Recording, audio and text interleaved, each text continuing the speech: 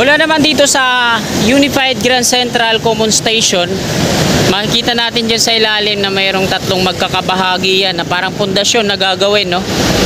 At ang gumagawa naman dyan ay BF Corporation. Ganun din dun sa may harapan ng Landmark Trinoma.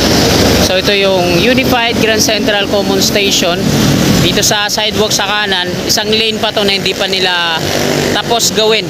Rough road pa yan, no? Bali yung footbridge na to, binawasan nila yung patungo dito, no? Ayan, no? Ito yung mga pedestal ng footbridge. Tinanggal nila, nakonektado yan dyan, no? Nandiyan dyan nga yung mga workers ng Trevi.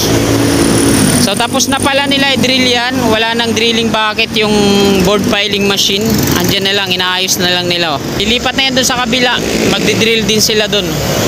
SM North EDSA, ayan naman yung viaduct ng LRT1 MRT3 patungo dun, no, sa harapan ng SM Annex. Malamang magdi-drill pa yan sila dito sa may bandang gitna kasi masyadong malayo yung distansya patungo dun sa kabila, oh. Hindi kakayanin ng steel box girders. Ito nga yung footbridge na to, tingnan nyo, mahaba din yung span niya patungo dun. Nagkaroon pa rin sila ng column dyan sa gitna kasi masyado nang mahaba. Gawa pa yan sa bakal, hindi ang konkreto. At ayan mga kasikap, nakuna na po natin dito ng update. Didiretso tayo doon sa may GMA Kamuning flyover kasi nakita ko nung nakaraan operational na siya, nadadaanan na ulit ng mga sakyan. Ayan po yung kukunan natin ng video, pakita ko sa inyo, no? Rehabilitasyon na ginawa nila doon sa GMA Kamuning flyover. So tara, let's go. Sinimulan ko to, walang naniniwala sa paligid ko. Mula dito sa Unified Grand Central Common Station, babaybayin natin nung kaba ng EDSA southbound at doon tayo sa unahan ng GMA Kamuning flyover, doon sa may NEPA Q-Mart tayo mag-end ng ating video.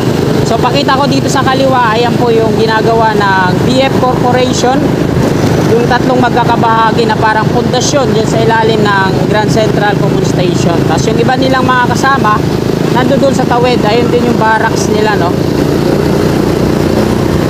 Parang turn back din yung nandoon sa kabila, no?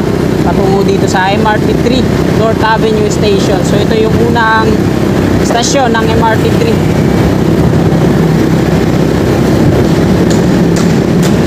Dahil maaga pa, yan, mahaba yung pila sa taas.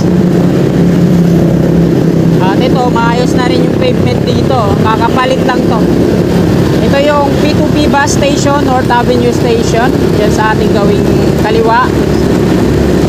Konti lang yung mga pasahero. Soler North Resort sa ating gawing kaliwa, northbound. Ayan yung mga shuttle bus ng Soler, yung kulay orange. Ito naman yung P2P bus station. Ang gaganda ng mga elevator. Tingnan nyo naman, oh. Oh, tatlong elevator dyan. Gitna, northbound, out, southbound. Ito naman yung Avida Towers. At ayan naman yung Metro Manila Subway, no? Quezon Avenue Station. Ayan, oh. Ayan po yung Metro Manila Subway Project, no? Quezon Avenue Station. CP102. Sa baba naman, ayan yung patungong Espanya. Sa kabila naman yung patungong Quezon Memorial Circle, mga pakanan. So ito naman mga kasikap yung MRT3 station ng Quezon Avenue.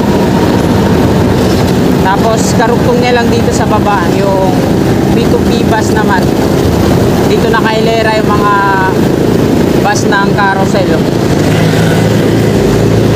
So ito na yung tawiran nila. Operational na to yung footbridge dito.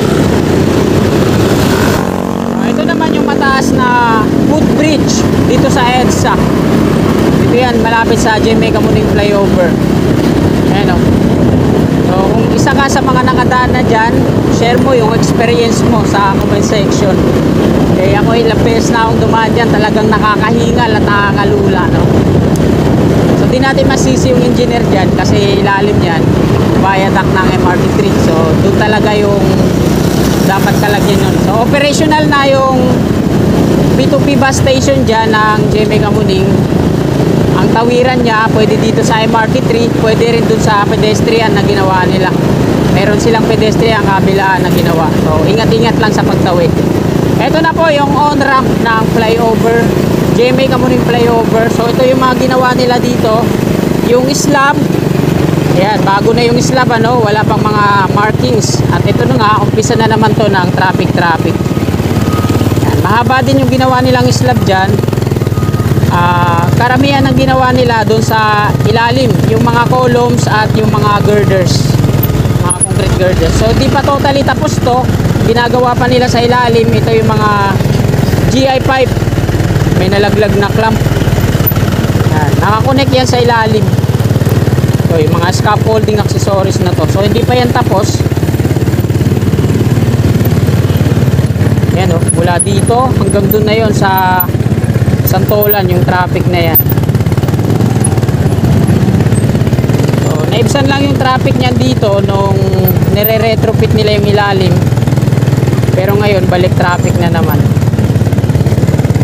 dahil rush hour po ngayon. Ganyan po talaga yan, balik EDSA na yung mga pribadong sasakyan na sa Skyway dumadaan, umiikot dito na ulit sila dumadaan.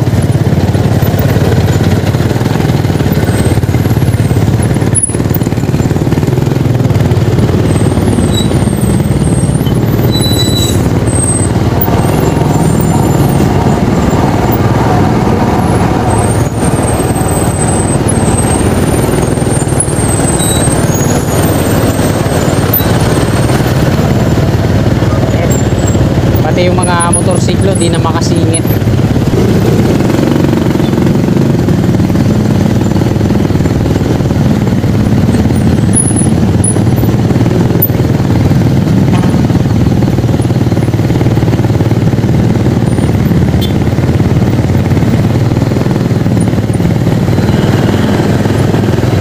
Dito din sa part na to, makita natin sa slab niya, no? Bali putol-putol dito yung mga slab na ano, ito dito din.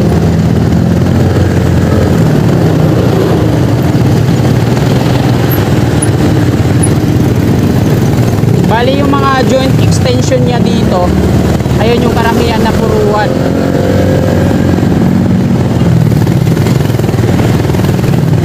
Ayan o, pagaya na ito din yung dati niyang joint extension to dito, mga pagitan ng mga bawat span.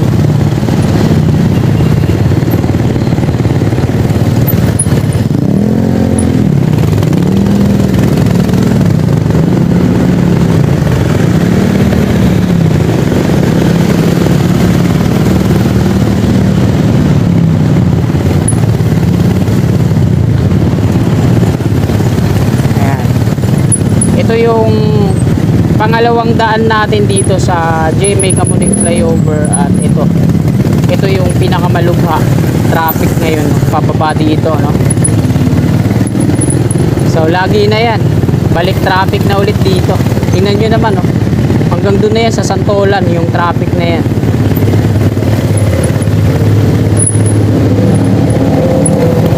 Kaya kung along EDSA yung trabaho nyo, no choice na sumakay na lang kayo ng MRT3.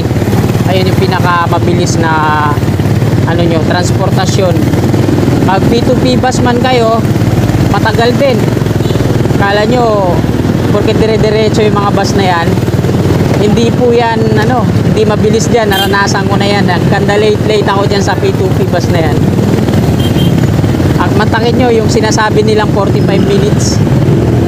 Sumakay ako sa Balintawak hanggang dun sa Mayguada, umabot ng kulang-kulang 1 oras yung biyahe. Kahit walang pasahero na sasakay, nag-aantay pa rin sila dyan. At ayan mga kasikap, dito na po nagtatapos tong video na to. Maraming pong salamat sa patuloy nyo suporta sa aking munting YouTube channel at sa aking Facebook page, Kasika Photo Vlog. Maraming salamat. Magandang umaga at God bless po sa ating lahat.